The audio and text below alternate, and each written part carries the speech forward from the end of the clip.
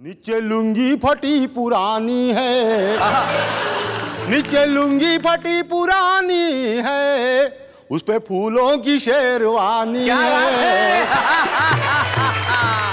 और नाम तो शेर खान है उनका, नाम तो शेर खान है उनका, शक्लो सूरत मगर जनानी है। कॉमेडी के वीडियोस देखने के लिए हमारे चैनल को लाइक और सब्सक्राइब करें।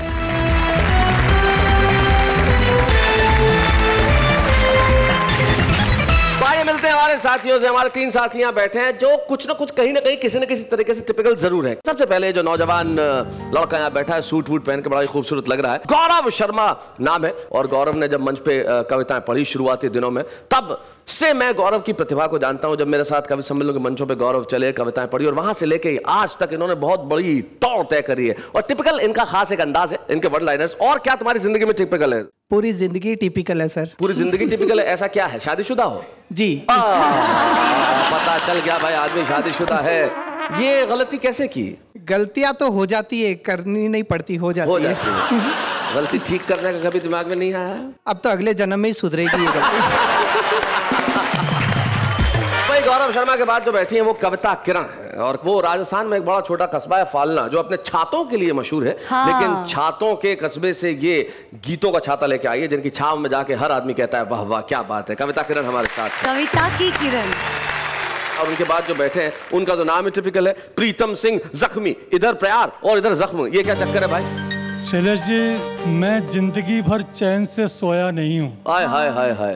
करवटें बदल बदल कर रातें काटी हैं, मैं आंसुओं का सौदागर नहीं, मैंने जब भी बांटी है हंसी ही बांटी है। वाह वाह वाह वाह वाह वाह वाह। हंसी ही बांटी है। तीनों हमारे साथ है, गौरव शर्मा भी है, कविता किरण भी है, और प्रीतम सिंह जख्मी भी है। तो आइए इस महफिल की शुरुआत करते हैं। टिपिकल शुरुआत के लिए मैं बुलाता हूँ गौरव शर्मा को। जरा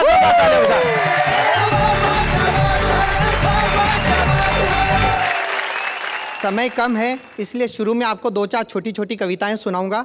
पसंद आ गई तो ठीक, वरना 5-7 बड़ी बड़ी सुनाऊंगा। कुछ कटपीस देखिए जी। कि एक आदमी ने लगातार 25 बार रक्तदान किया। हाँ। तो ब्लड बैंक वालों ने उसकी पत्नी का सम्मान किया, यह कहकर कि आपने नहीं पिया तभी तो हमने लिया। अब एक आदमी की लाख कोशिश के बावजूद शादी नहीं हुई। वो अपनी माँ के साथ मन्नत मांगने गया, वहां उसकी माँ खो गई। अच्छा। वो बोला या खुदा तेरी खुदाई, अपनी तो मिली नहीं, बापू की भी गवाही। एक शादीशुदा आदमी की गर्लफ्रेंड उसके घर आई, यह देखकर उसकी बीवी जोर से चिल्लाई, ये मैं नहीं सह सकती, एक ही म्यान में 2 तलवारें नहीं रह सकती। बिल्कुल अच्छा। नहीं रह सकती। पति ने प्यार से समझाया, पगली तलवार का जमाना गया, तू ही बता अब तलवारें दिखती है कहीं? ये रिवॉल्वर का जमाना है, और एक रिवॉल्वर में 6 गोलियां रहती है कि नहीं? हमारे देश में बेरोजगारी की समस्या इतनी है कि एक 60 साल का आदमी कंपनी में जाकर कहता है नौकरी दो। मैनेजर बोला लेकिन चाचा ये तो आपकी पेंशन की उम्र है। चाचा बोला तो पेंशन दो। अब एक आदमी बैंक में गया अपना 10,000 का चेक लेकर, कैशियर ने नो बैलेंस का ठप्पा लगाकर वापस कर दिया। वो चिल्लाया, जब बैलेंस नहीं है तो इतना बड़ा बैंक खोलकर क्यों बैठा है? अच्छा शैलेश जी, लोग कहते हैं भारत से भ्रष्टाचार कब समाप्त होगा? जी मैं कहता हूं कभी नहीं होगा, क्योंकि भारत और भ्रष्टाचार दोनों की राशि एक है। भ्रष्टाचार अब हमारे देश में शिष्टाचार बन चुका है। क्या बात है?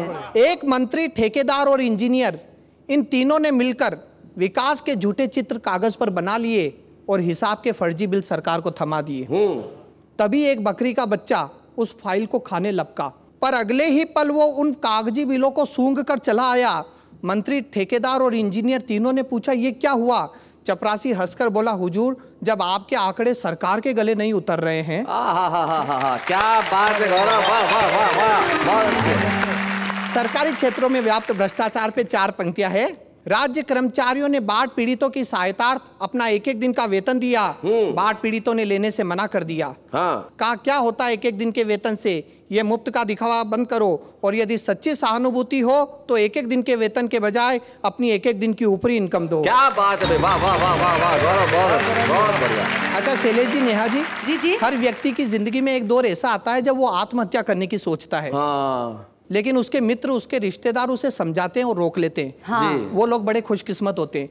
एक बार मेरी जिंदगी में भी एक ऐसा दौर आया, तब एक कविता बनी झेलिए। स्वागत। कि अपनी जिंदगी से तंग आकर, नित नई परेशानियों से घबराकर एक बार मैंने आत्महत्या का निर्णय लिया।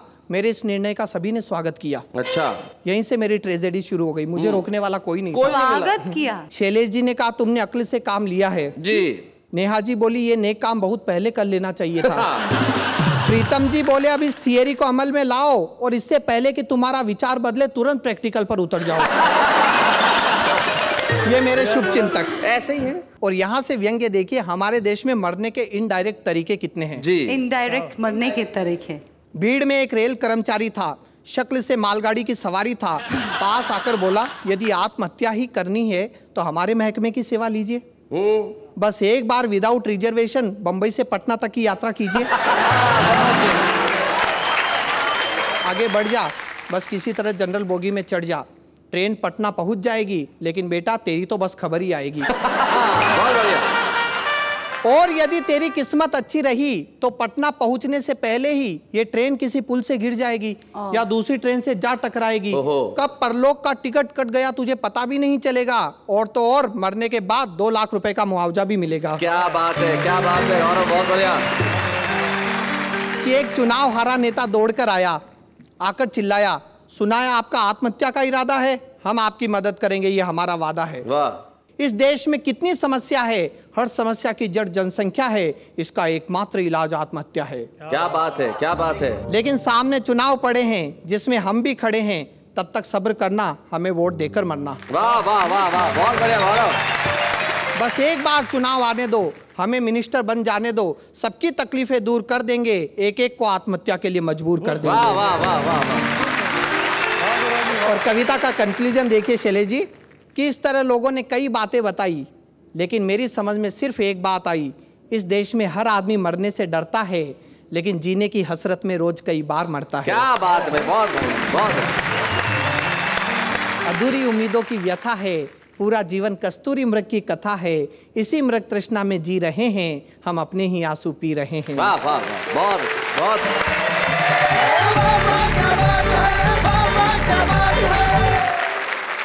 भाई गौरव, तुमने आत्महत्या के नए नए कई तरीके बताए, लेकिन एक तरीका यहाँ भी सुन लो, बड़ा काम आएगा। कि तुम्हारी आत्महत्या करने की इच्छाओं का घड़ा भर जाएगा। जी। तुम्हारी आत्महत्या की इच्छाओं का घड़ा भर जाएगा। 2 दिन साथ खड़ा रह ले, अपने आप मर जाएगा।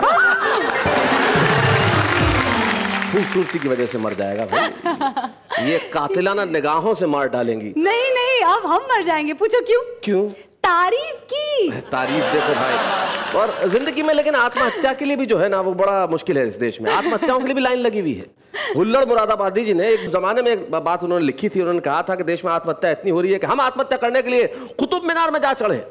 और जैसे ही आत्महत्या करने लगे और कदम बढ़ाया, पीछे से किसी ने खींचा और बोला कहाँ जा रहा है? मेरा नंबर है, 2 अक्टूबर से खड़ा हूं, आज 14 नवंबर है। एक जमाने में एक फिल्म में सैफ अली खान ने बड़ा झूम झूम के खाया था कि हाथों में आ गया जो कल रुमाल आपका, बेचैन कर गया हमें ख्याल आपका। इस गीत को कविता किरण ने रचा था और बहुत सारी गजलें वो कहती हैं और बहुत अच्छा लिखती हैं। आज वो हमारे बीच में क्या कहने वाली हैं वो तो वही बता सकती है मेरे ख्याल से। तो जरा आइए कविता जी।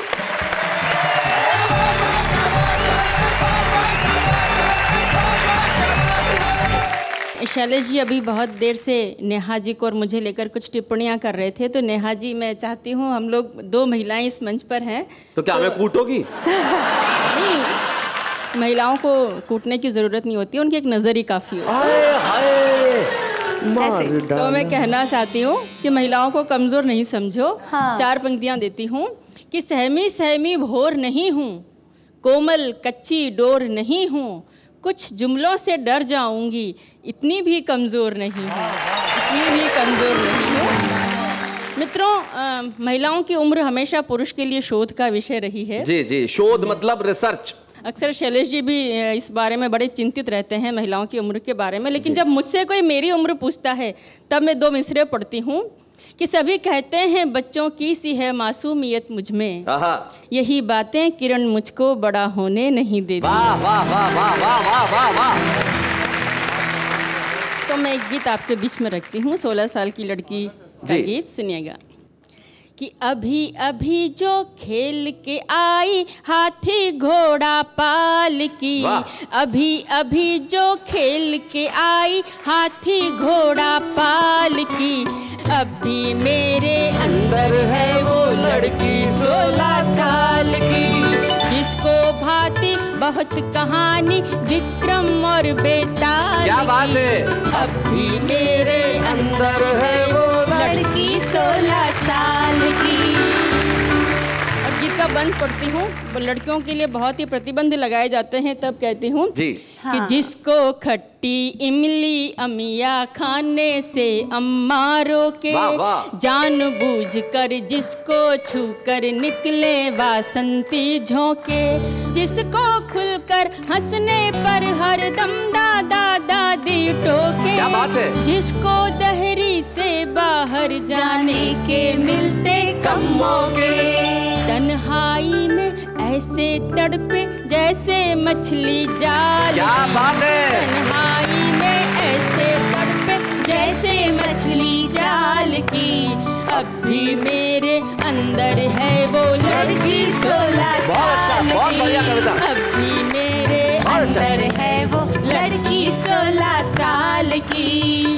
और गीत का बंद देखिएगा। आप में से भी बहुत से लोग ऐसा करते होंगे। मेरे सामने युवा पीढ़ी बैठी है कि जिसको एक दीवाना आधी रातों को खत लिखता है, जिसका फोटो वो हरदम अपने बटुए में रखता है। क्या बात है।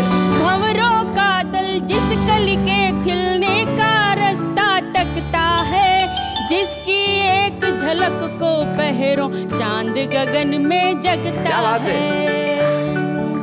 चौराहों पर चर्चा जिसकी हिरनी जैसी चाल की, अब भी मेरे अंदर है वो लड़की 16 साल की, अब भी मेरे अंदर है वो लड़की 16 साल की। और उसके अंदर क्या क्या परिवर्तन होते हैं देखिएगा कि जिसकी देह में दीवाली है और आँखों में रंगोली, तितली पकड़े बागों में जो भंवरों के पीछे डोली, बाहर से तो चतुर बने लेकिन है भीतर से भोली, जो बातों ही बातों में अनजाने साजन की होली।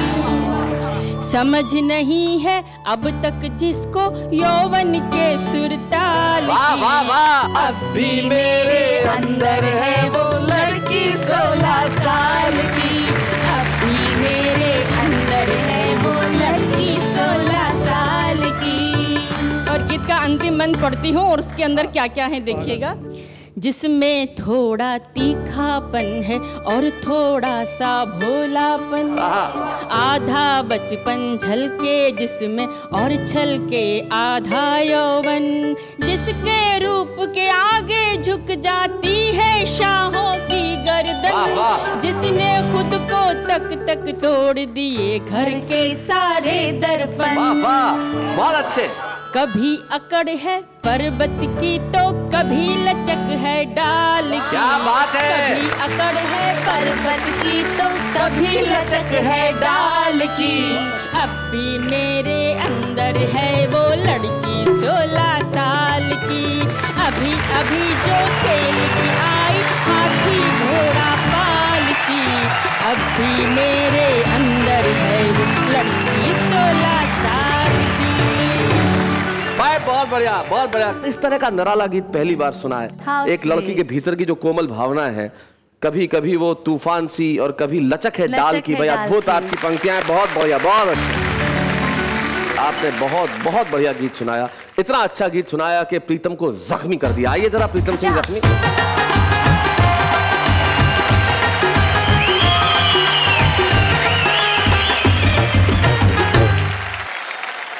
आप सोच रहे होंगे कि नाचते हुए क्यों आया जी। जब मेरे पास में 16 साल की सुंदरी बैठी हो तो मैं क्यों ना नाचूं। बात मैं अपने घर से शुरू कर रहा हूं। पिछले साल चंद्रमा में 3 बार ग्रहण लगा जी। मैं दिल्ली कवि सम्मेलन में जा रहा था। 40 बाय 70 का मेरा मकान है, आखिरी में बेडरूम है। मैं अटैची लेके जैसे ही वहां से बाहर आया, मेरी श्रीमती जी मुझे बाहर तक छोड़ने आई। ओहो, इतना लंबा रास्ता तय करके। ओहो, काफी उदास थी। मैंने कहा उदास क्यों होती हो, 2-3 दिन में लौट आऊंगा। खुश नहीं हुई। उसे खुश करने के लिए मैंने कहा मैं 20,000 रुपये भी लाऊंगा और लाकर तुम्हें ही दूंगा। फिर भी खुश नहीं हुई। उसे खुश करने के लिए मैंने कहा तुम तो चंद्रमा जैसी सुंदर दिखाई देती हो, तो भी तपाक से बोली तुम भी तो ग्रहण की तरह चिपके हुए हो। महिलाओं का मैं बहुत सम्मान करता हूँ। पिछले दिनों मेरे एक मित्र मेरे घर आ गए। मैंने कहा कहो कैसे आना हुआ। बोला पत्नी झगड़ रही थी इसलिए आ गया। मैंने कहा मेरे यहाँ नहीं आना चाहिए था। बोले क्यों? मैंने कहा गिरगट की बात सुनकर गिरगट रंग बदलती है। फिर भी आए हो तो स्वागत है। चाय नाश्ता कराया। मैंने कहा आखिर हुआ क्या? बोला जब से शादी हुई है तब से झगड़ रही है। आज तो उसने हद ही कर दी। उसकी लड़ाई से तंग आकर मैंने कह दिया कि मैं अपने पति पद से इस्तीफा देना चाहता हूं। तो उसकी पत्नी बोली वैकल्पिक व्यवस्था होने तक अपने पद पे बने रहिए। महिलाओं का मैं बहुत सम्मान करता हूँ। दिख रहा है, नजर भी आ रहा है। क्या सम्मान है बाबा। क्योंकि सदियों से सबका ख्याल रखती आई हैं। माता पिता, बहन भाई, बच्चों, मेहमानों सबका ख्याल रखती हैं। यहाँ तक कि मूक पशुओं प्राणियों का भी ख्याल रखती हैं। खाना बनाते वक्त पहली रोटी गाय के लिए निकालती हैं, आखिरी रोटी कुत्ते के लिए निकालती हैं। क्रम आज भी जारी है। लेकिन आजकल न गाय को खिलाती हैं न कुत्ते को खिलाती हैं। जब रात को थका हारा पति घर पर आता है दोनों रोटी उसको फंसाती हैं ताकि गाय जैसे सिर झुका के खड़ा रहे और कुत्ते जैसा तुम मिलाता रहे। एक मेरे मित्र का फोन आया। बोला मेरी पत्नी का जन्मदिन है, कोई गिफ्ट देना चाहता हूँ बताओ। तो मैंने कहा अंगूठी दे दो। बोला कोई और बड़ी गिफ्ट बताओ। मैंने कहा नेकलेस दे दो। बोले तुम पुराने ट्रांसपोर्टर हो, कोई और बड़ी गिफ्ट बताओ। तो मैंने कहा ट्रक का टायर दे दो। उससे भी खुश नहीं हो तो तलाक दे दो। महिलाओं का मैं बहुत सम्मान करता हूँ शैलेश जी। महिलाओं के साथ में मैं पुलिस का भी बहुत सम्मान करता हूँ। नेताओं का भी बहुत सम्मान करता हूँ। पिछले दिनों एक गुंडे ने मेरे साथ अभद्र व्यवहार किया। अच्छा। मैं थाने रिपोर्ट लिखाने गया। मैंने कहा हेड साहब फला फला गुंडे ने मेरे साथ अभद्र व्यवहार किया है, नामजद रिपोर्ट लिखिए। तो हेड साहब बोले 500 का नोट लाइए। मैंने 500 रुपए दिए। मैंने कहा अब तो आप गुंडे को पकड़ लाएंगे? वो बोले नहीं, पकड़ने जाएंगे। अगर उसने 1000 दे दिए तो तुम्हें ही थाने पे बिठाएंगे। पिछले दिनों मेरा बकरा चोरी चला गया था। बकरा? मैं थाने रिपोर्ट लिखाने गया। मैंने कहा हेड साहब मेरा बकरा चोरी चला गया है। वो तपाक से बोले हम खा गए क्या? मैंने कहा आप क्यों खाएंगे? जिनकी दाढ़ों में इंसानों का खून लग गया हो बकरा खा ही नहीं सकते। क्या बात है, वाह वाह वाह। हेड साहब बोले भाषण मत सुनाओ, समस्या बतलाओ। मैंने कहा मेरा बकरा ढूंढ के लाओ। वो बोले कौन से रंग का था? मैंने कहा काला। हेड साहब बोले सफेद क्यों नहीं पाला? मैंने कहा सफेद पोस्ट तो अभी भी कुछ लोकसभा और विधानसभा में पल रहे हैं जो पूरे देश को बड़ी बेरहमी से चल रहे हैं। जो पूरे देश को बड़ी बेरहमी से चल रहे हैं। ये बात मैंने हेड साहब को नहीं बतलाई। हेड साहब को बतलाता तो बोलते खादी की तारीफ कर रहा है, खाकी के बारे में कुछ नहीं कह रहा है। मैंने कहा हेड साहब बकरा तो सफेद ही पाला था, लेकिन भूख की आग में तप के उसका रंग काला पड़ गया। भूख की आग में तप के उसका रंग काला पड़ गया। हेड साहब बोले बकरे की रिपोर्ट लिखाने आए हो या इसके बहाने देश की भूख और गरीबी बताने हमसे हंसी मजाक करते हो? मैंने कहा हंसी के बारे में तो मैंने देश के मन चले नवयुवकों के मुंह से सुना है। जो हंसी वो हंसी। मैंने कहा हेड साहब हंसी और हसीना इस देश से दोनों गायब हैं जब से इस देश में गुंडे सांसद और विधायक हैं। जब से इस देश में गुंडे सांसद और विधायक हैं। हेड साहब रिपोर्ट लिखना टालें, इसके पहले मैंने जेब से 500 के 2 नोट निकाले और हेड साहब की जेब में डाले। मैंने कहा हेड साहब अब तो मेरा बकरा मेरे घर पहुंच जाएगा। बोले हाँ कल बकरा आज तुम्हारे घर ही बनेगी। और इस शहर से एक बकरा और चोरी गया। ये खबर अखबार में छपेगी, ये खबर अखबार में छपेगी, ये खबर अखबार में।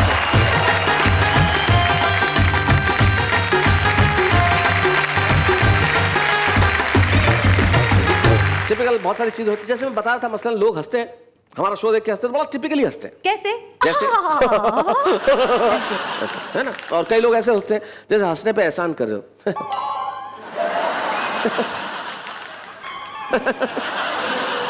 कई लोग ऐसे हंसते हैं जिसमें पता ही नहीं चलता हंस रहा है।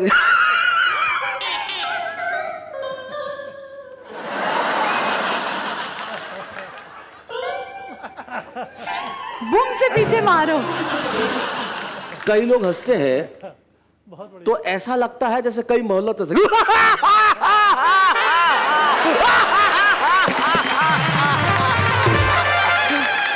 हम लोग ये कहते हैं जैसे भी हंसिए, पर हंसिए, हंसिए जरूर, वाह वाह। क्या अब जो हमारा छुपा रुस्तम आ रहा है वो बड़ा टिपिकल है। पूछो क्यों? क्यों? पूछो क्यों? क्योंकि उसका नाम ही टिपिकल है। आंध्र प्रदेश में एक जगह है जगत्याल, जो हैदराबाद के पास में है, और जगत्याल से हमारे बीच में आते हैं टिपिकल जगत्याली। तो भाई वो कितने टिपिकल है जरा उनसे ही पूछते हैं। आइए भाई।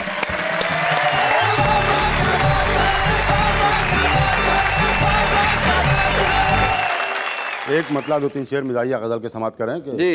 नीचे लुंगी फटी पुरानी है, नीचे लुंगी फटी पुरानी है, उस पे फूलों की शेरवानी है, और नाम तो शेर खान है उनका, नाम तो शेर खान है उनका, शक्लो सूरत मगर जनानी है। कितना मेकअप करोगी तुम बेगम, ये इधर इधर, ये इधर, कितना मेकअप करोगी तुम बेगम, ये हवेली बहुत पुरानी है।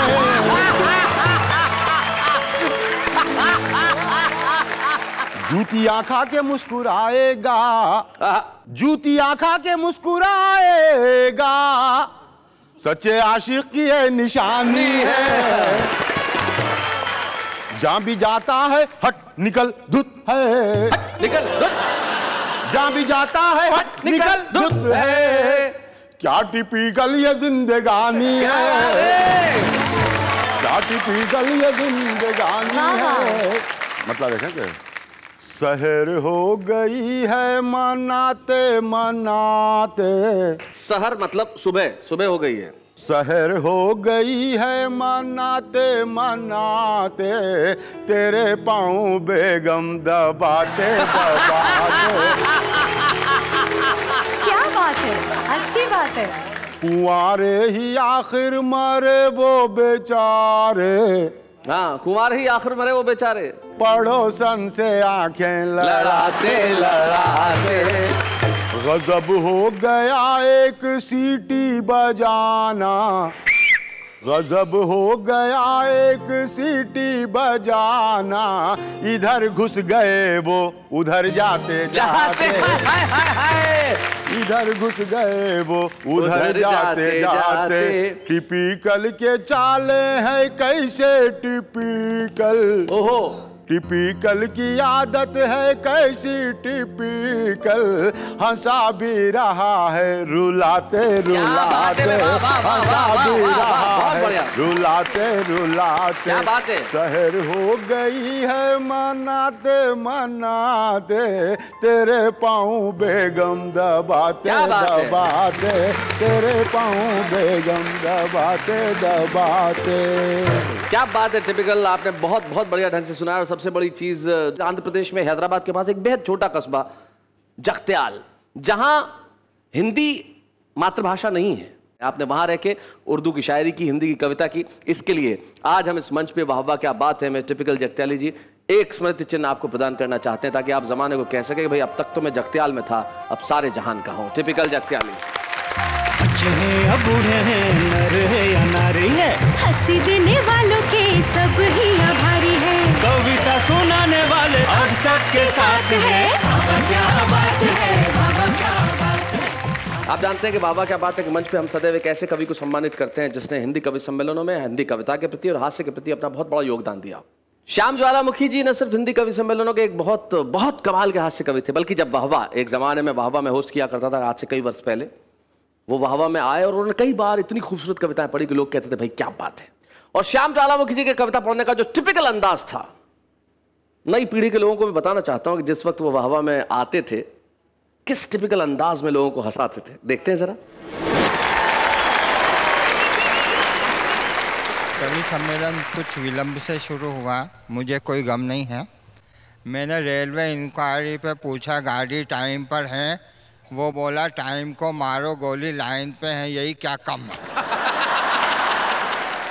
अच्छा, बच्चा भी बड़ा इंटेलिजेंट है। मैंने पूछ लिया कि ये लादेन के फोटो पे 200 करोड़ का इनाम है, ये पकड़ में आएगा या नहीं आएगा? तो बच्चा बोला पकड़ना था तो जब फोटो खिंचाने आया तभी पकड़ लेता। अब ज़माना बदल गया, ये बड़ी अच्छी बात है। इतने अच्छे 5 स्टार होटल में रखा, पर मैं 5 स्टार होटलों से परेशान हूँ। जेब से चवन्नी गिर गई, सोचा उठाऊंगा तो लोग समझेंगे चवन्नी छाप है। एक वेटर ने उठाकर दी, उसे 20 रुपए टिप देनी पड़ी।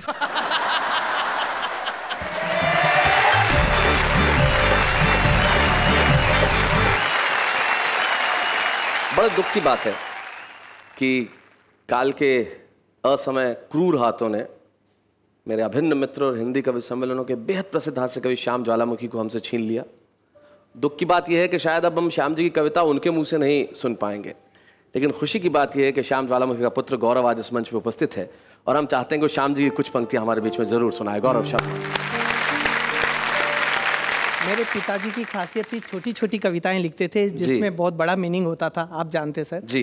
तो जिंदगी की फिलोसॉफी पे उन्होंने 4 पंक्तियां लिखी थी, मैं सुनाता हूँ कि जिंदगी सांप सीढ़ी का खेल है, वाह, पर कितना बेमेल है, क्या कर सकते हैं हम और आप, यहाँ तो सीढ़ी उसी के लिए है जो है सांप। वाह वाह वाह वाह वाह, बहुत अच्छा।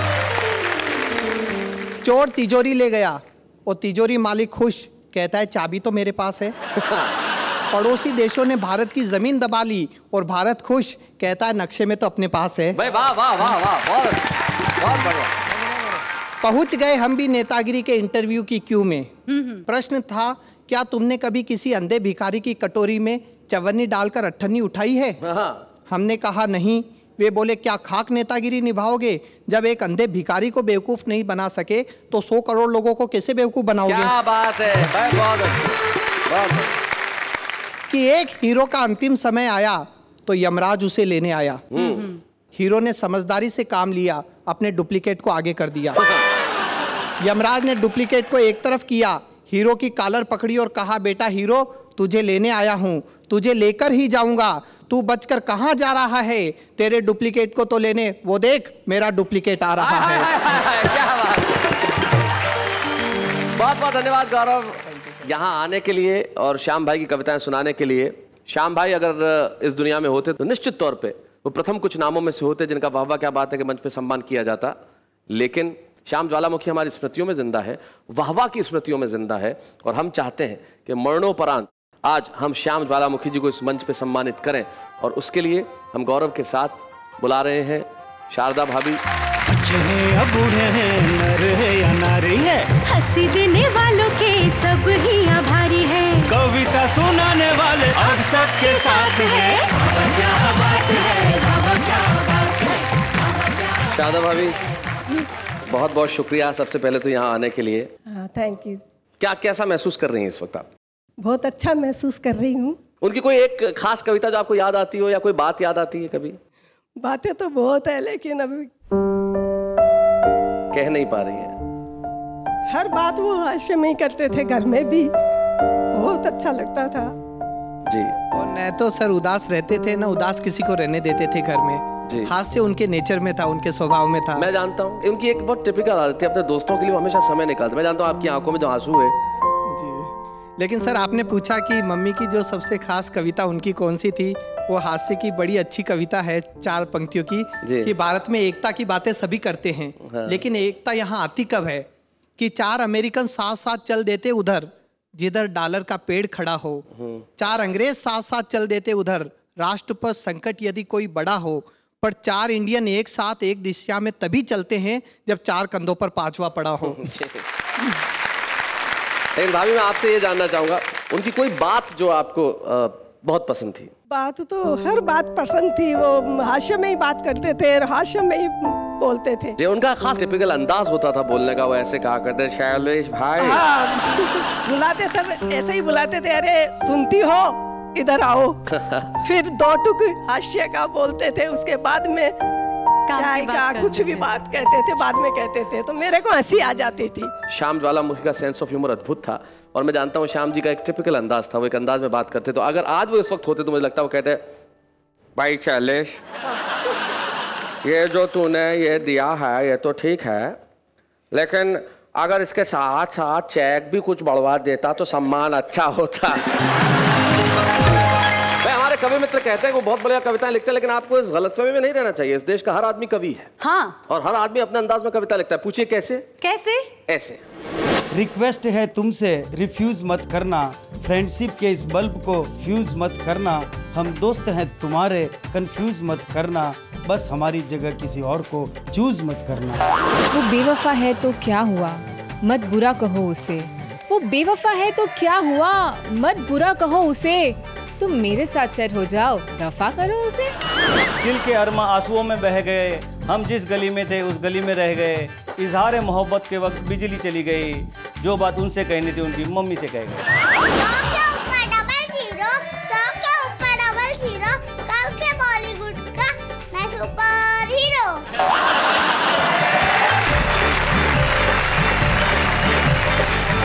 तो भाई देखा शैलेश जी, 1 मिनट।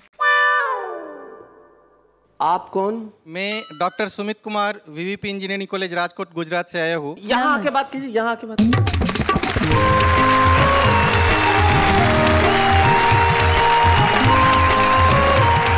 शैलेश जी, आप क्या समझते हैं कि सिर्फ कैमरे के अंदर ही कवि होते हैं? कैमरे के बाहर भी कवि हो सकते हैं, और इंजीनियरिंग कॉलेज का प्रोफेसर भी कविता कर सकता है, हाथ से कविता कर सकता है। कैसे? मैं टेक्नोलॉजी में पीएचडी हूँ, मैं भी हाथ से कविता लिखता हूँ। अगर आप आज्ञा दे तो मैं कुछ सामने प्रस्तुत करूँ। भाई क्या बोलते हैं, सुना? आपको एक कविता सुना रहा हूँ जो खास वाह वाह क्या बात है के ऊपर लिखी गई है। जी। वाह वाह क्या बात है का आजकल सभी स्कूल कॉलेजों में ऐसा असर है कि सारे छात्र और सारे जो शिक्षक हैं वो भी कवि बनने का प्रयास कर रहे हैं। हम देख ही रहे हैं। तो कविता का शीर्षक है वाह वाह क्या बात है का असर। जी। वाह वाह क्या बात है का ऐसा धमाल है, शिक्षकों का पढ़ाना और छात्रों का पढ़ना अब मुहाल है। अच्छा, बहुत अच्छे। सब के सब कवि बनने का ख्वाब बुन रहे हैं। हाँ। शिक्षकों की कविता को छात्र और छात्रों की कविता को शिक्षक सुन रहे हैं। भाई बहुत अच्छे, बहुत बढ़िया। एक दिन मेरे कॉलेज के किसी क्लासरूम से आती हुई शोर को सुनकर प्रिंसिपल साहब आ धमके। अच्छा। और आते ही बुरी तरह से बमके और पूछा, पढ़ाई के नाम पर यहाँ क्या चल रहा है? हर छात्र का मन क्यों इतना मचल रहा है? शिक्षक कुछ बोलते इससे पहले एक छात्र ने अपना मुंह खोला और धीरे से बोला, सर के अंदर से फूट रहा है कविता का भाव। वाह वाह क्या बात है, लगातार देखने का है ये प्रभाव। क्या बात है।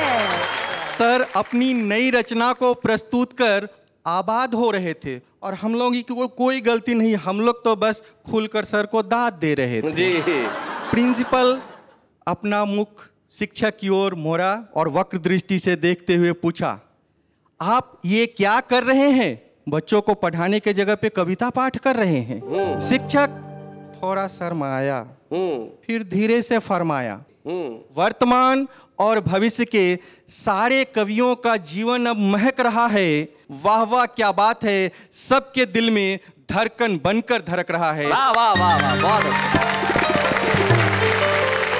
तो बहुत बहुत धन्यवाद सुमित जी, सबसे पहले तो यहाँ आने के लिए। जी। आपने हमें साबित करके दिखा दिया कि भाई जो कैमरे के बाहर कवि होते हैं बहुत दमदार होते हैं। क्या बोलते हैं आप लोग? बड़ा दमदार कवि हैं सुमित जी।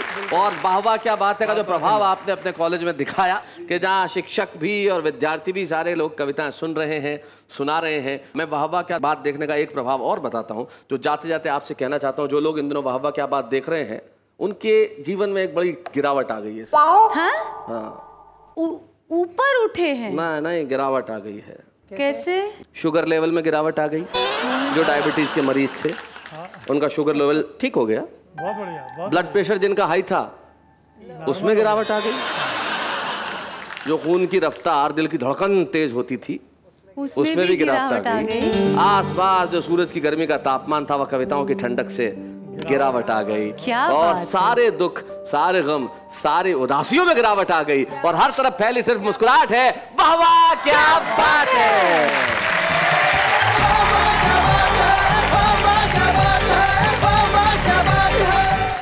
कॉमेडी के वीडियोस देखने के लिए हमारे चैनल को लाइक और सब्सक्राइब करें।